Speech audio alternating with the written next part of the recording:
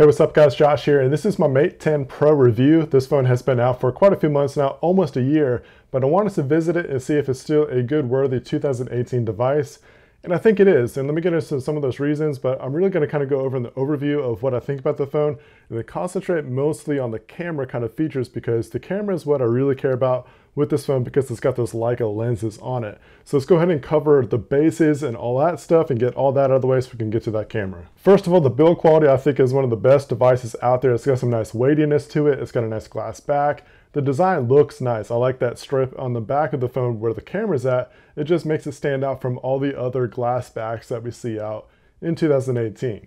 I like the size of this device. It's not too big, not too small. The screen has a nice large display. The size doesn't have too much of a bezel. The top and bottom has some bezel, but it's not astronomically big like we've seen on some other devices. And there's no notch, so that's always a plus.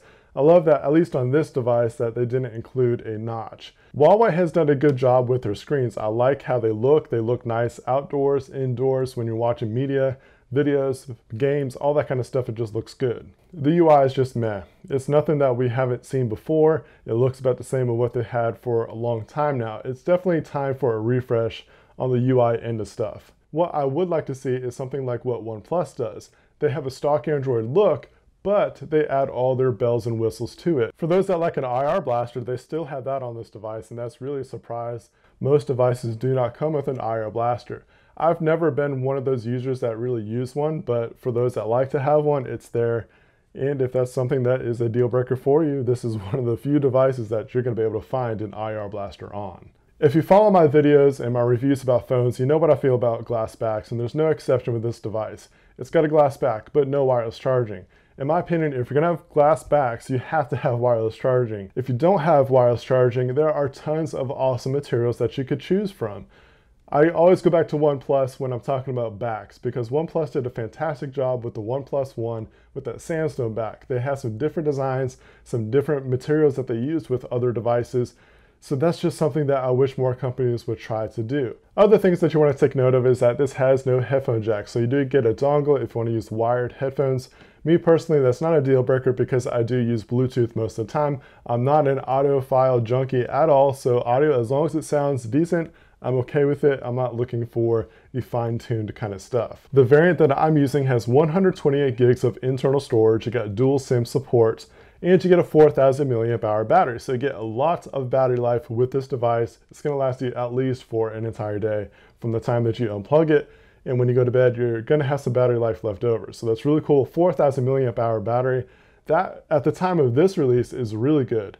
The Note 9 that just released has a 4,000 milliamp hour battery, and that's at the end of 2018. So Huawei did a good job with including a large battery in a device that released last year. The speakers on the device, you have some sound that comes out of the top earpiece, and you have a bottom firing speaker, the main speaker. It does get loud, but it's not the best quality in my opinion. It doesn't have the best stereo kind of sound that I like to look for. Although it does get loud, that's just something to consider. It don't really rely on like a nice theater kind of experience from this device. There's other phones that do a better job. All right, so got all that stuff out of the way, and I really want to talk about the camera because I'm a huge Leica fan. I had the Leica Q for a while. I had a mishap with it. I don't want to get into that because it just brings back bad memories, but Leica, it has a special place in my heart because it just does such a nice job. I love the quality of Leica cameras. So they have Leica lenses on the back of this device. Just to kind of cut to the chase, it doesn't have that same quality that you would get with a Leica camera, but it does add quality to a smartphone camera. I mean, if you were going to have the same kind of quality from a Leica camera into a phone, that phone is going to be pretty dang expensive, because if you know anything about Leica, they are not cheap at all. But you do get a 20 megapixel monochrome sensor and a 12 megapixel RGB sensor with optical image stabilization that captures more light to perform at higher levels. So you're also going to get some nice AI technology. It's going to detect scenes. It's going to let you know if it's a person, an animal, a plant, and it's going to try to adapt that environment so you get the best quality picture possible. So these phones are really going to get some nice quality features with that kind of stuff, because that AI technology is just going to make shooting, point and shoot, really snap fast, all that kind of stuff. Like you're pulling the phone out of your pocket, you're not going through all the pro modes or anything like that. You're just pulling it out, snapping the photo or the video, and you're able to get a really nice quality image right out of the gate. Now, if you do want those pro features, you do have that option. Just kind of have a swipe up kind of gesture and you get into all that pro mode. The other nice benefit of pro mode is that you get raw images, photos wise. That's really important because if you like to use programs like Lightroom, if you want to make adjustments and really take control of your photos, you have raw images to work with this device, and that is awesome to me because I'm a photographer, I'm a videographer.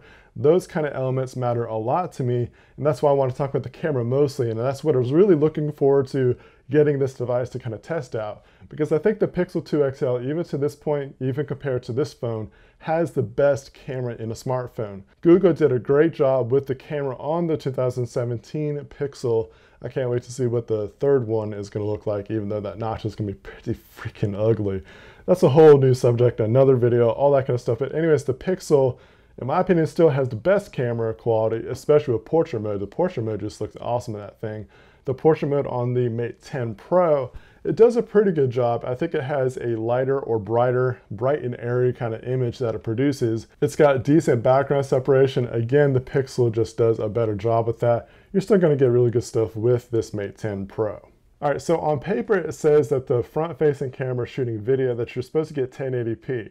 I couldn't find a way to toggle that on. I could only get 720p, so that's the best that it could take. And so as usual, I like to include some images, some videos that come directly from this, no editing or anything like that. So take a look at that and I'll be right back. The disappointing things about this camera is that with the front-facing camera, while recording video, you only get up to 720p. That's pretty low resolution for 2018.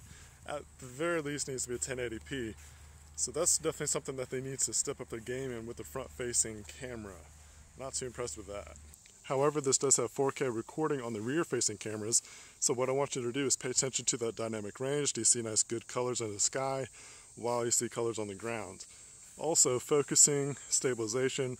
I am just using my hand and arm to record this part, so tell me what you think about it in the comments. Let me know what you think about the colors, the focusing, and the dynamic range, along with the audio. Now, something I want to kind of show you is how it transitions from good focusing onto this branch here, then back out to the subjects. That works pretty good. Another little good test that I like to do is just to come around the corner of something like a building. That rooster is so loud. So what's it look like to you?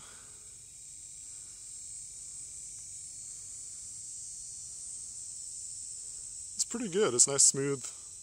Doesn't really look choppy at all. So I like that a lot. I also like that you can also snap a photo while recording a video, so that's really good too. A few more points about this camera, then we'll wrap up this video. One of the things I want to mention is that there were some issues with the autofocus. There was a couple times where I was trying to focus on a subject and it was hunting for that autofocus to kind of get that breathing effect. So I'm not sure what was going on with that. And it actually produced a blurry image, or at least the subject was blurry. The background, for some reason, focused just fine. But I was trying to focus on that fence piece and it wasn't working. So that's something that needs to be fixed. I'm not sure a reason why I was doing that.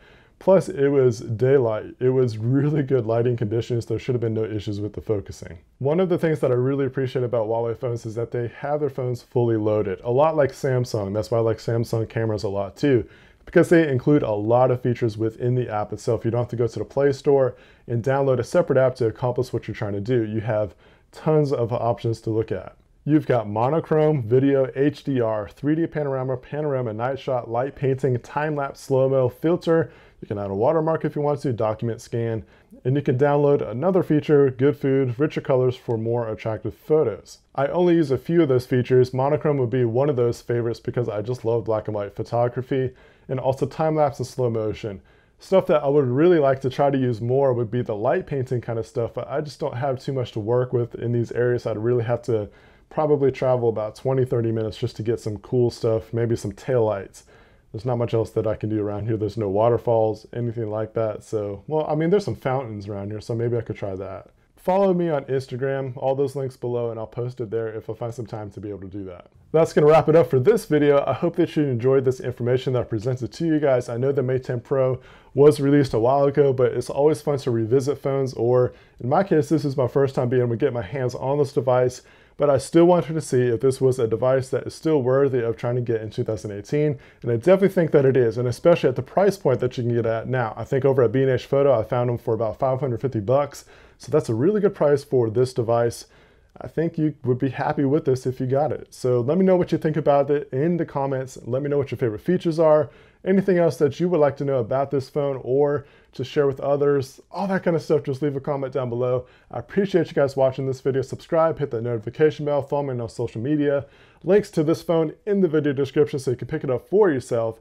And I'll catch you guys next video. And as always, be humble and keep the hustle.